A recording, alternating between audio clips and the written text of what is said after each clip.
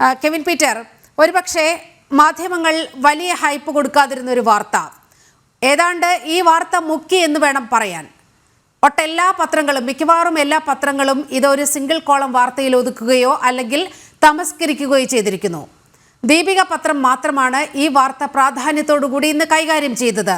അതിതാണ്: ജനപ്രതിനിധികൾ മുനമ്പത്തെ ജനങ്ങളുടെ ന്യായമായ അവകാശങ്ങൾക്കായി വോട്ട് ചെയ്യണം എന്ന് KCBC ആവശ്യപ്പെടുകയാണ്. KCBCയുടെ ഈ ആവശ്യം കർദിനാൾ ബസേലിയോസ് ക്ലിമിസ് കാതോലിക്ക ബാവ തന്നെയാണ്, അദ്ദേഹത്തിൻ്റെ പേരിൽ തന്നെയാണ് ഈ സ്റ്റേറ്റ്മെൻറ്റ് പുറത്തിറക്കിയിരിക്കുന്നത് എന്നത് വളരെ ശ്രദ്ധേയമാണ്. ഇത് കേരളത്തിലെ MP-മാരെ ഉദ്ദേശിച്ചുള്ളതാണ് ഈ അഭ്യർത്ഥന.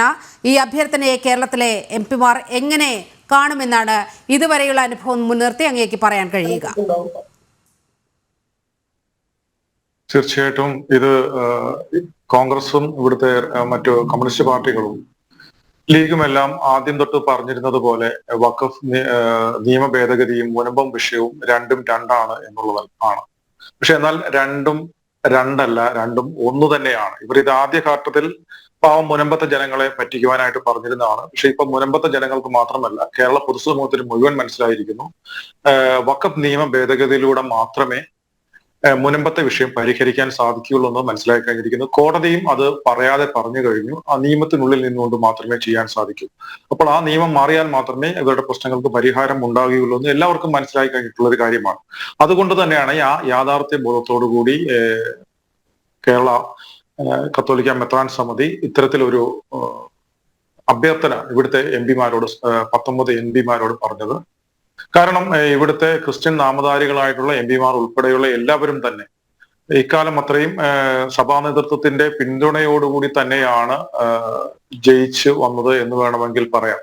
തീർച്ചയായിട്ടും ഒരു ഫിക്സഡ് ഡെപ്പോസിറ്റ് പോലെയാണ്. ഒരു ഈ UDF-ലെ ക്രൈസ്തവ MP-മാരെ അല്ലെങ്കിൽ ജനപ്രതിനിധികളെ വെച്ച് നോക്കുമ്പോൾ അവരുടെ ഒരു ഫിക്സഡ് വോട്ട് ബാങ്ക് എന്ന് പറയുന്നത് ക്രൈസ്തവ സഭയുടെ വോട്ടുകളാണ്. അവിടെ അരമനകളിൽ നിന്ന് നൽകുന്ന നിർദ്ദേശത്തിനനുസരിച്ചാണ് അവിടെ കൃത്യമായി വോട്ട് ഈ UDF-ലെ ഈ ജനപ്രതിനിധികൾക്ക് പോയിക്കൊണ്ടിരുന്നത്.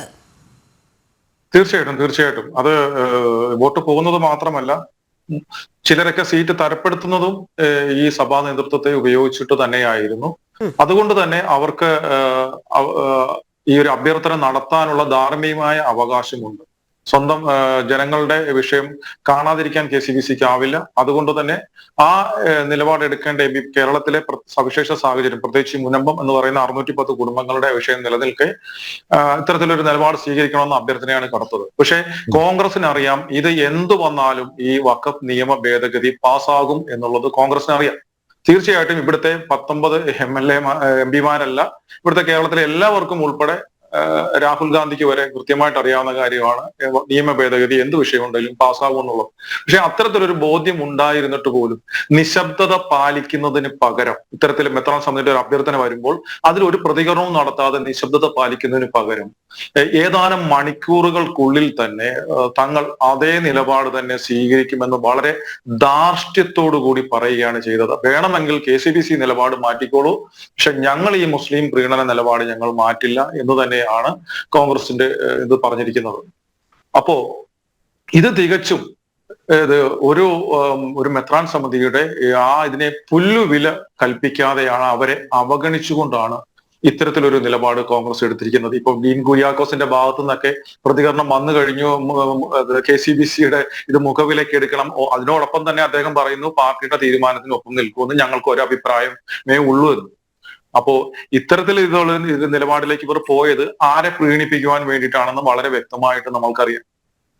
ഇപ്പോഴും അവരെ ആദ്യത്തെ ആ ഒരു തട്ടിപ്പ് വാക്കിൽ കടിച്ചു തൂങ്ങിയാണ് നിൽക്കാൻ പോകുന്നത്, അല്ലെങ്കിൽ നിൽക്കുന്നത്. ഇത് രണ്ടും രണ്ടാണ്, അതുകൊണ്ട് ഞങ്ങൾ അതിനെ എതിർക്കുന്നതിൽ കുഴപ്പമില്ല, ഇത് വേറെയാണ്, വേറെ രീതിയിൽ പരിഹരിക്കും എന്നുള്ളതൊക്കെയാണ്. അത് തന്നെയാണ് ഏറ്റവും വലിയ ഇരട്ടത്താപ്പ്.